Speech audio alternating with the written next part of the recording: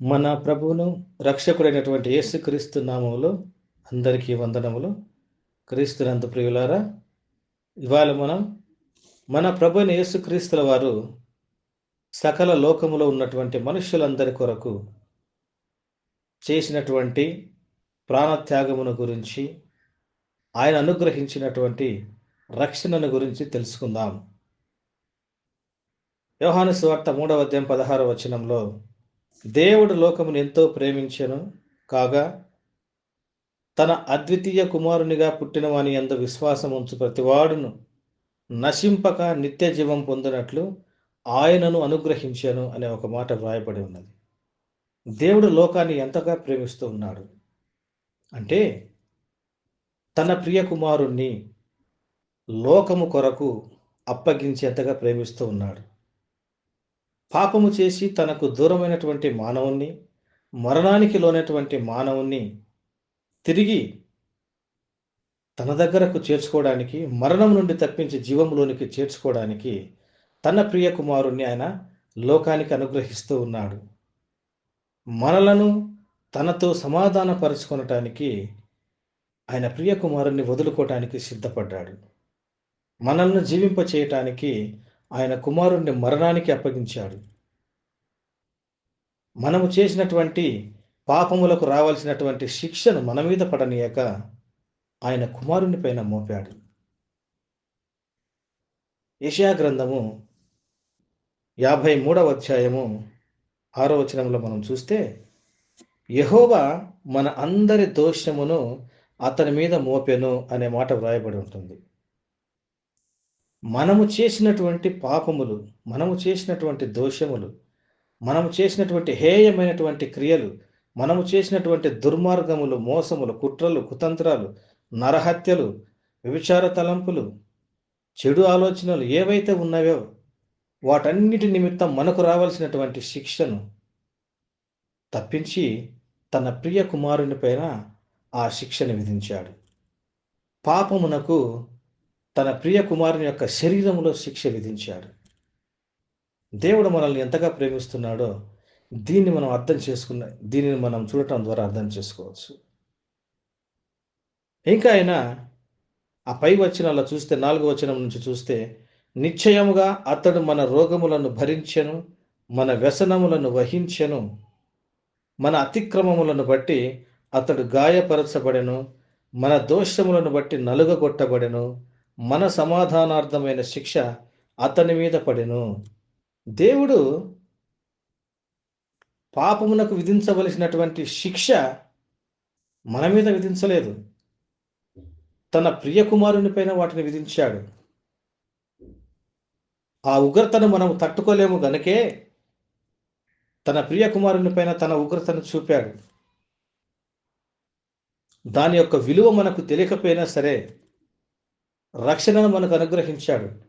మనము అడగకపోయినా దేవుడు మన పాపములను క్షమించాడు, రక్షణను ఉచితంగా అనుగ్రహించాడు. దాని విలువ మనం తెలుసుకోలేకపోతున్నాము కాబట్టి ఇప్పటికీ ఎంతో చులకనగా, లెక్కలేనితనంగా ప్రవర్తిస్తూ ఉన్నాం. దేవుడు ఎంత గొప్ప కార్యం చేశాడో, మనల్ని ఎంతగా ప్రేమిస్తూ ఉన్నాడో, దేవుడు అనుగ్రహించినటువంటి ఆ రక్షణ యొక్క ప్రాధాన్యత ఎంత గొప్పదో ఇప్పటికీ మనం మనస్ఫూర్తిగా తెలుసుకోలేకపోతూ ఉన్నాం. ఒక చిన్న ఉదాహరణ, మనము కోర్టులో నిలబడి ఉన్నాం.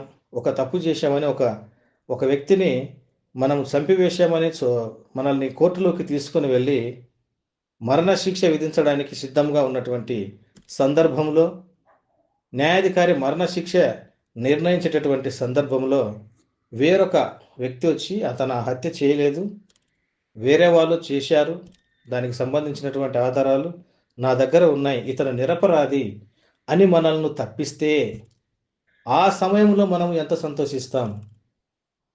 ఆ పని చేసినటువంటి వ్యక్తికి మనం ఎంత కృతజ్ఞత కలిగి ఉంటామో ఆలోచించండి. మరణానికి చేరువైనటువంటి సందర్భంలో ఆ మరణం నుంచి మనల్ని తప్పించినటువంటి వ్యక్తికి మనం ఎంత కృతజ్ఞత కలిగి ఉంటాం ఆలోచిస్తే, క్రీస్తు మన కొరకు చేసినటువంటి ఆ రక్షణ కార్యం కూడా అంతకంటే గొప్పది.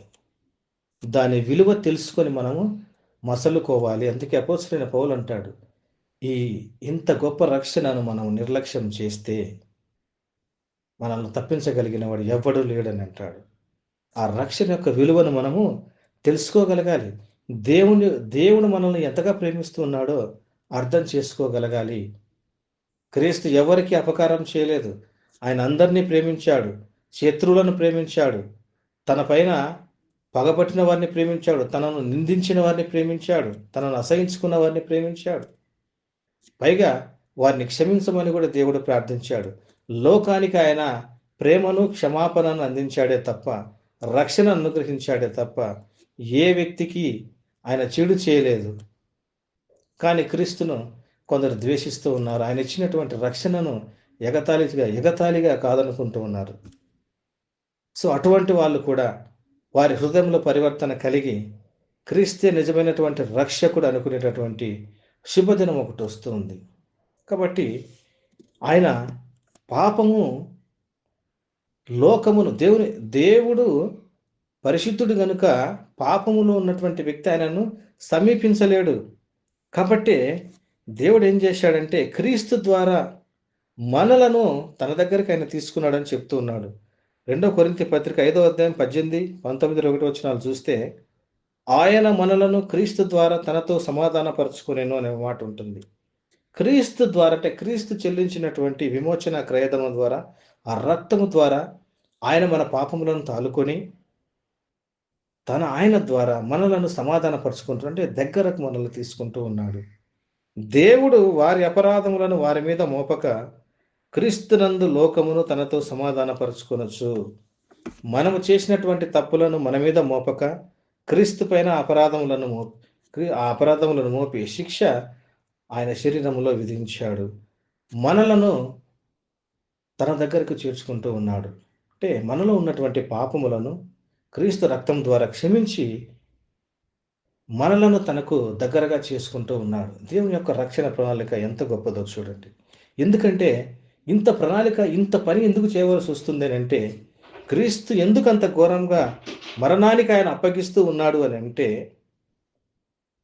ప్రాణము లేకుండా అంటే రక్తము చిందింపకుండా పాప క్షమాపణ కలగడం అసాధ్యం. హెబ్రీ పత్రిక 9వ అధ్యాయం 22వ వచనంలో ఉంటుంది. రక్తము చిందింపకుండా పాప క్షమాపణ కలుగదని సామాన్యంగా చెప్పవచ్చు. ఎందుకు రక్తం చిందిస్తే పాప క్షమాపణ కలుగుతుంది? పాపం చేసిన వాడు మరణించాలి, అది తప్పదు, దేవుడు ఏర్పాటు చేసినటువంటి నియమము. అయితే ఆ పాపం పోవాలంటే వ్యక్తి మరణించాలి. ఎందుకు అంటే లేవియాకాండం 17:11లో రక్తము దేహమునకు ప్రాణము, మీ నిమిత్తం ప్రాయశ్చిత్తం చేయనట్లు బలిపీఠం మీద పోయిటకై దానిని మీకు ఇచ్చితిని, రక్తము దానిలో ఉన్న ప్రాణమును బట్టి ప్రాయశ్చిత్తం చేస్తుంది. రక్తంలో ప్రాణం ఉంటుంది కాబట్టి రక్తాన్ని చిందించటం ద్వారా ప్రాణాన్ని ఇచ్చినట్లే కదా. కాబట్టి దాని ద్వారా దేవుడు పాపములను క్షమిస్తూ వచ్చాడు. అంటే ప్రభువైన యేసుక్రీస్తు రాక మునుపు ధర్మశాస్త్రం ప్రకారము కోడె యొక్క, మేకల యొక్క, గువ్వల యొక్క రక్తాన్ని ఇచ్చి పాప క్షమాపణ తాత్కాలికంగా జరుపుతూ వచ్చేటటువంటి వారి యాజకులు. అయితే ఎప్పుడైతే సమయం వచ్చిందో తన ప్రియకుమారుణ్ణి పంపించి సమస్త మానవాళికి శాశ్వతమైనటువంటి పాప క్షమాపణను క్రీస్తు రక్తం ద్వారా ఈ లోకానికి కలిగించాడు మన తండ్రి అయినటువంటి దేవుడు. కాబట్టి పాపమెరుగని ఆయనను మన కొరకు పాపముగా చేశాడు. 2 కొరింథీ 5:21లో ఉంటుంది అన్నమాట. మనం ఆయన యందు దేవుని నీతి అగునట్లు పాపమెరుగని ఆయనను మన కొరకు పాపముగా చేశాడు. అందుకొరకే ఎవడైతే మనల్ని రక్షించాడో, ఎవరి ద్వారా అయితే రక్షణ కలుగుతుందని తండ్రి ఈ లోకానికి పంపించారో ఆయన యందు ప్రతి ఒక్కరు విశ్వాసం ఉంచితేనే వారికి ఈ రక్షణ అనేది వర్తిస్తూ ఉంది. ఇక ఎవరి వలన కూడా ఈ రక్షణ అనేది కలుగదు అని తేటతెల్లంగా చెప్పబడింది. అపోస్తల కార్యములు 4వ అధ్యాయం 12వ వచనంలో ఉంటుంది మాట. మరి ఎవ్వని వలనను రక్షణ కలుగదు, ఈ నామముననే మనము రక్షణ పొందవలను, కానీ ఆకాశము క్రింద మనుష్యులలో ఇయ్యబడిన మరి ఏ నామమున రక్షణ పొందలేము. ఎవ్వరి వలన రక్షణ అనేది కలుగదు, ఒక యేసు ప్రభు నామంలోనే రక్షణ కలుగుతుంది. ఎందుకంటే సమస్త మానవాళి కొరకు ప్రాణమును పెట్టినటువంటి వాడు, మనలందరినీ తన రక్తం చేత కొనినటువంటి వాడు ఆయన మాత్రమే. కాబట్టి రక్షణను అనుగ్రహించేటటువంటి రక్షణను అనుగ్రహించినటువంటి వాడు ఆయన కాబట్టే, ప్రతి వ్యక్తిని పాపం నుండి విమోచించిన వాడు ఆయన కాబట్టే, ఆయనను అంగీకరించిన వారికే ఈ రక్షణ అనేది సంప్రాప్తిస్తుంది అనేది మనం అర్థం చేసుకోవలసిన వారమై ఉంటూ ఉన్నాము. అలాగే ప్రభువైన యేసుక్రీస్తు వారు చనిపోయి అలాగ లేడు. తిరిగి లేఖనములలో చెప్పబడినట్లుగా మూడవ దినాన ఆయన లేచాడు. ఇది క్రైస్తవ విశ్వాసానికి మూల సూత్రం లాంటిది. క్రీస్తు యొక్క పునరుత్థానం.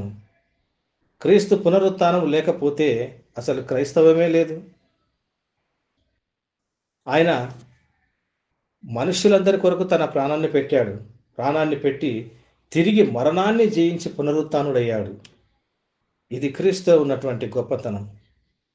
లోకానికి ఆయన ఇచ్చినటువంటి ఒక గొప్ప నిరీక్షణకు ఆధారం క్రీస్తు యొక్క పునరుత్థానం. ఎవరైతే తనను అంగీకరిస్తారో వారందరినీ కూడా నేను ఇదే విధంగా జీవింపచేస్తాను అని లోకానికి ఆయన చాటి చెప్పాడు. మరణానికి భయపడవద్దు, మరణము శిలువలో కొట్టివేయబడింది, మరణానికి విజయం లేదు.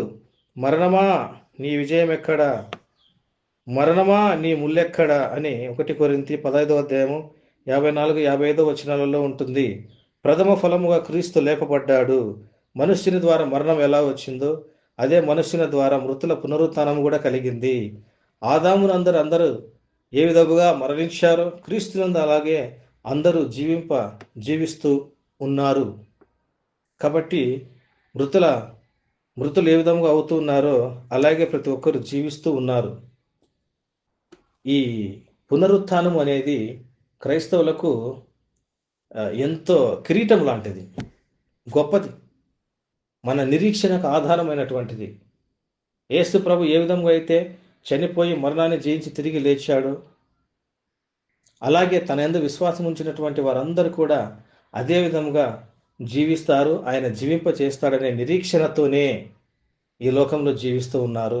ఆయన రెండవసారి తిరిగి వచ్చేటప్పుడు అందరినీ కూడా తనతో వెంటబెట్టుకొని ఆయన వారందరినీ యుగయుగాలు తనతో జీవింప చేస్తాడనే నిరీక్షణతోనే క్రైస్తవులు ఈ లోకంలో జీవిస్తూ ఉన్నారు. కాబట్టి క్రీస్తునందు ప్రేమైనటువంటి దేవుని బిడ్డలారా, యేసు ప్రభు మన కొరకు చేసినటువంటి ప్రాణత్యాగాన్ని, తండ్రి అయిన దేవుడు మన పట్ల కలిగి ఉన్నటువంటి ప్రేమను మనం అర్థం చేసుకోవాలి. ఆయన ఇచ్చినటువంటి రక్షణను మనం వ్యర్థం చేసుకోకూడదు. దాని విలువ తెలుసుకొని మనం ఇప్పటికైనా మసులుకునే వరంగా ఉండాలి. ఎన్నో మంచి శుక్రవారాలు మనం చూస్తూ ఉంటాం. అవన్నీ కాదు, నీ హృదయపు లోతుల్లో ఆ రక్షణ యొక్క విలువను, ప్రాధాన్యతను గుర్తించి క్రీస్తును నిజమైనటువంటి రక్షకునిగా నువ్వు అంగీకరించు. ఈ రక్షణ సువార్తను ఇతరులకు కూడా నువ్వు తెలియచేసేవారుగా నువ్వు ఉండాలి. అటువంటి కృప దేవుడు మనందరికీ అనుగ్రహించినట్లుగా మనం ప్రార్థిస్తాం. దేవుడు ఈ వాక్యాన్ని ఆశీర్వదించును గాక. ఆమేన్.